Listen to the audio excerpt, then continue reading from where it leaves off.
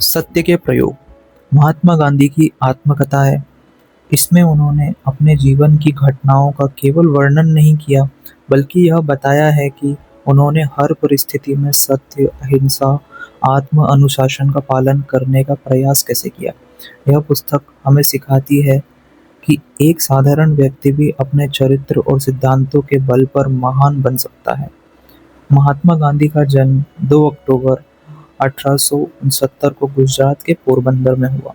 उनके पिता करमचंद गांधी एक ईमानदार दीवान थे और उनकी माता पुतलीबाई धार्मिक एवं दयालु थी। बचपन से ही गांधी जी पर सत्य, उपवास और धार्मिक जीवन का गहरा प्रभाव पड़ा। वे पढ़ाई में सामान्य थे, लेकिन झूठ बोलने से डरते थे। एक बार उन्होंने छोटी सी गलती स्वीकार करते हुए अपने पिता को पत्र लिखा। उन्होंने दंड देने की बजाय प्रेम से क्षमा कर दिया। इस घटना ने गांधी जी को सिखाया कि सत्य सबसे बड़ी शक्ति है। कम उम्र में उनका विवाह कस्तूरबा गांधी से हुआ। बाद में वे कानून की पढ़ाई के लिए इंग्लैंड गए। वहाँ उन्होंने अपनी माता से किए वचन, मांस, शराब और अनैतिक जीवन से दूर रहने का पूरी निष्ठा से पालन किया।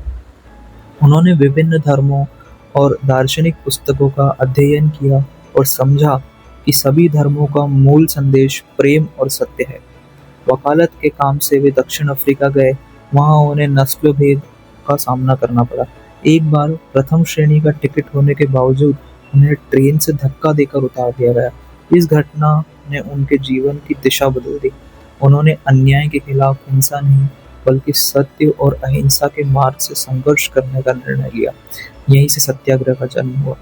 गांधी जी का मानना था कि अन्याय का विरोध करना आवश्यक है, लेकिन नफरत और हिंसा से नहीं।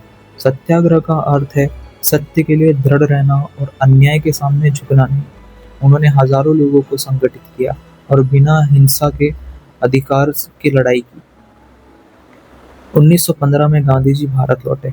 उन्होंने पूरे देश का भ्रमण किया और किसान, मजदूरों तथा गरीबों की समस्याओं को समझा। उन्होंने महसूस किया कि भारत को केवल राजनीतिक आज़ादी नहीं, बल्कि सामाजिक और आर्थिक सुधारों की भी आवश्यकता है। गांधी जी ने चंपारण सत्याग्रह, खेड़ा आंदोलन, असहयोग आंदोलन, दांडी यात्रा, नमक सत्याग्रह और भारत छोड़ो आंदोलन जैसे अनेक आंदोलनों का नेतृत्व किया। उनका उद्देश्य केवल अंग्रेजों को हटाना नहीं था, बल्कि भारत को आत्मनिर्भर, शिक्षित और नैतिक रूप से मजबूत बनाना था। गांधी जी ने अपने जीवन में सादगी अपनाई। वे स्वयं चरखा चलाते थे, साधारण वस्त्र पहनते थे और श्रम को सम्मान देते थे। उन्होंने ब्रह्मचर्य, उपवास, स्वच्छता और आत्म संयम को अपने जीवन का हिस्सा बनाया। गांधी जी सभी धर्मों का सम्मान करते थे। उनका विश्वास था कि ईश्वर तक पहुंचने के अनेक मार्ग हैं, लेकिन सत्य और प्रेम हर धर्म का आधार है। इस आत्मकथा का सबसे बड़ा संदेश यह है कि जीवन में सफलता केवल धन या शक्ति से नहीं मिलती। हमेशा सत्य बोलें। अहिंसा सबसे बड़ी शक्ति है। अपनी गलतियों को स्वीकार करें। आत्म अनुशासन महान व्यक्तित्व बनाता है। दूसरों की सेवा ही सच्ची मानवता है।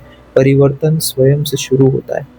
सत्य के प्रयोग केवल महात्मा गांधी की जीवन कथा नहीं, बल्कि आत्मविकास की एक प्रेरणादायक यात्रा है। यह पुस्तक बताती है कि एक साधारण व्यक्ति भी सत्य, ईमानदारी, साहस और सेवा के बल पर इतिहास बदल सकता है। इसलिए यह आज भी दुनिया की सबसे प्रेरणादायक आत्मकथाओं में गिनी जाती है।